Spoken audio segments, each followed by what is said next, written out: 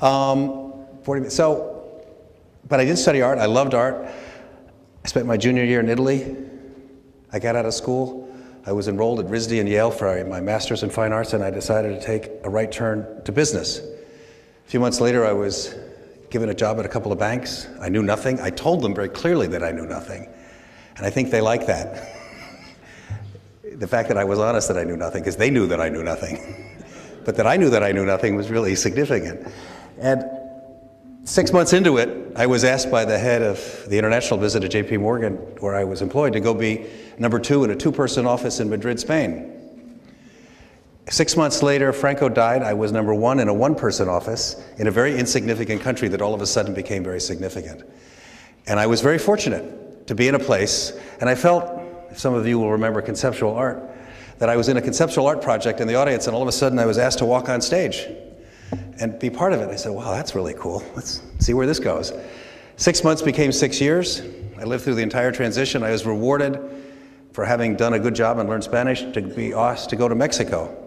So I went to Mexico for a couple of months, which became another 5 years. So I spent about 11 years between Spain and Mexico. Spain and Mexico have nothing to do with each other. It's like Cambridge, England, and Oxford, Mississippi. You know, Cambridge, Oxford. One is a member of Europe, and the other is direct descendant of the Aztecs and Mayas and how they think. But you have to understand, so part of what I said when asked to make this presentation is let's talk about things that make sense and things that don't make sense. Because understanding the boundary between what makes sense and doesn't make sense is really important. And we're at a moment in history, I'll suggest, and I'll talk about it, why that's so important right now. I think we're dealing in a world, and I'll give you the headline of what I'll call the visible and incomprehensible. Rumsfeld called it the unknown unknown. That's not the point these days. What's out there and what's really important is not invisible, it's visible. It's simply not comprehensible.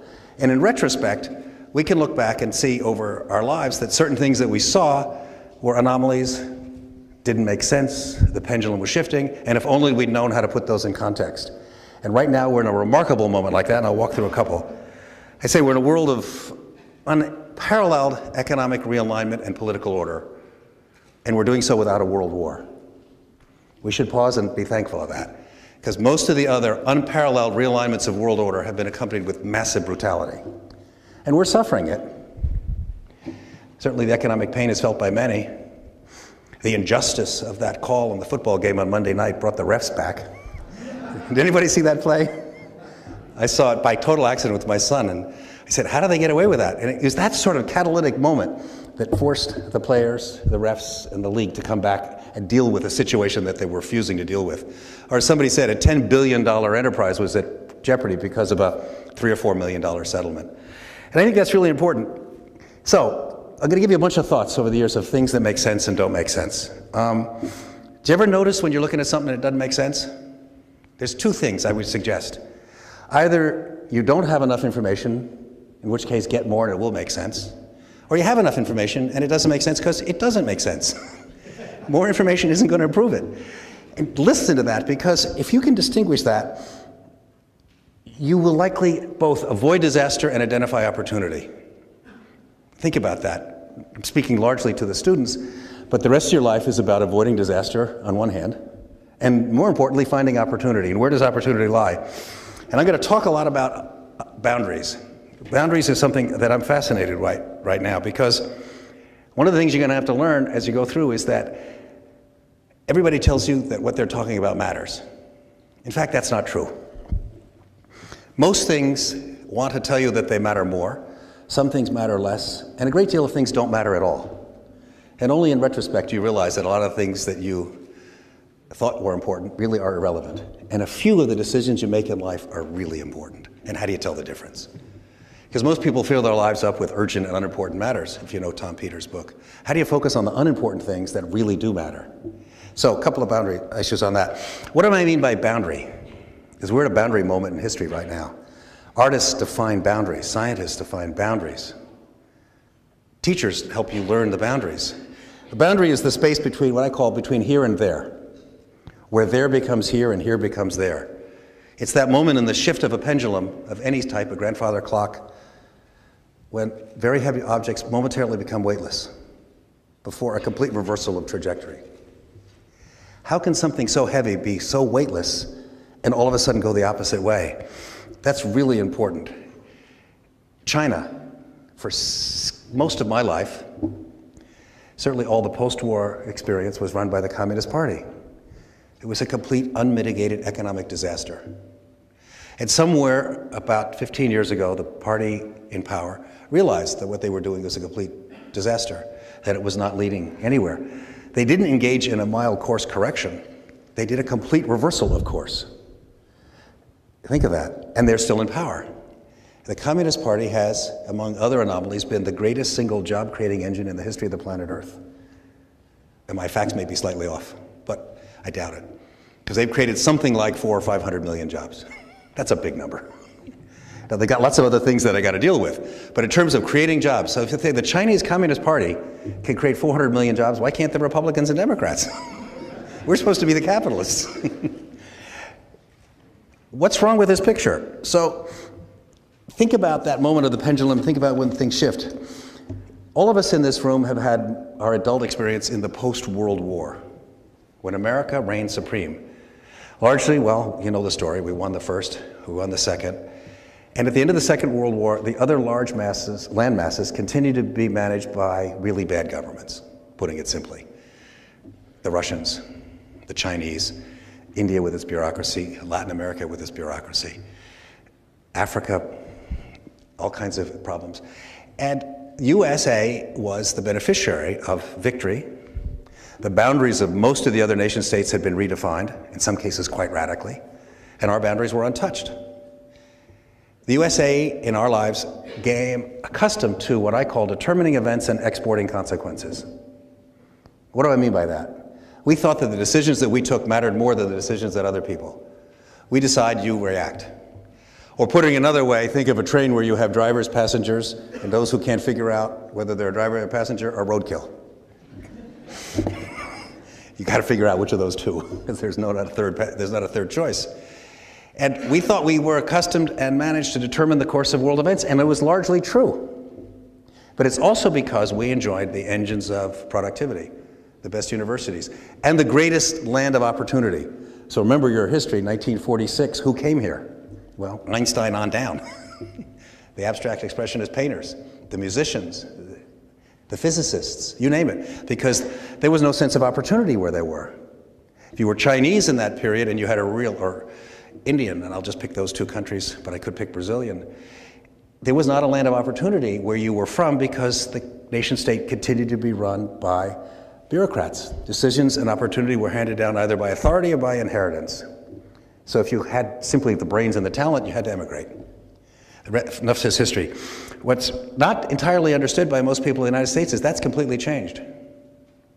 Most of these countries are now lands of great opportunity. They haven't fixed all their problems, but this sense of opportunity is no longer a proprietary asset of the United States. It's happening. And on that reversal, in the case of China, when Deng Xiaoping and the followers reversed it, there was an explosion of economic opportunity in China, and you know the rest.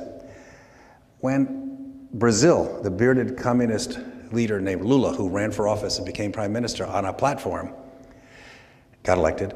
But unlike other leaders of other countries, instead of saying, between these ears, I have all the bright ideas, he said, I have one idea. I have to create a resumption of economic activity. So he went to all the people in the country who mattered and said, tell me what I should do. And he listened to those people. He empowered the people who knew what was wrong to go fix it. And this is exactly what China has done. So many things were mismanaged in China that the Chinese authorities went and they said to the various government leaders, what are we doing wrong? What might work? And they all said, Shanghai. For those of you who know a little bit of Chinese history, Shanghai was the commercial capital for centuries. The imperial was blocked, Shanghai did trade. They said, what about Shanghai? Well, Shanghai does this, this, and this. So, okay, everybody east of Shanghai, you can do this, the Pearl River. 3 or 4 years later, Shanghai's booming, the rest is behind, and all the other governors say, give us permission to do what Shanghai's doing. And then the rest is history.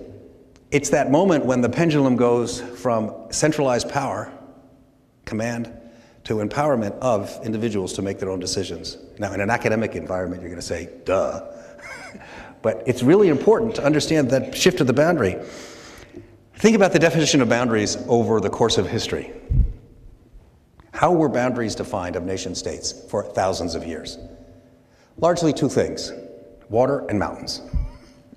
A river meeting a sea meant a capital was formed, Alexandria. You know, Athens, Piraeus. I could walk through all the great port capitals of the world. It was where the water met the ocean, where boats, or mountains, which were rarely crossed other than by rare people. So the nation state, the culture, the identity was largely a function of water. Until about the 19th century, when certain colonial powers decided they have a better idea, so they took out a slide rule or they carved straight lines. You know, Canada, Colorado, Wyoming, Nevada, Iraq.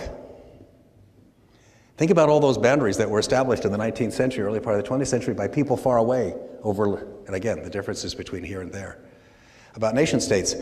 And of course, we now know that those boundaries are largely dysfunctional, with the exception of maybe New Mexico, Colorado, Wyoming, because people really don't fight about those boundaries anything beyond football, maybe. But in Iraq, the real boundaries were tribal, and the tribal have overcome the boundaries determined by water or mountains or politics, although water is returning. But the new set of boundaries are being determined around the world by something absolutely unprecedented. What enabled the Arab Spring to happen? Social media. Social media cut across all the known boundaries of convocation, of empowerment, of authority. And you were either in or out. And it was your choice. Nobody could tell you not to get in or out. Now, China has learned to turn off social media pretty effectively in the last year. But so a whole new definition. So what did the boundary of water define? Well, it defined trade and commerce. It's called boats. Boats went up and down rivers. Then came the railroad. And then came the interstate highway. The most prosperous economic city in the United States for the first 150 years was New Orleans. Water, the Mississippi. Everything that went anywhere from anywhere went through New Orleans and, you know, bought a night in a hotel or a restaurant, whatever they bought, music.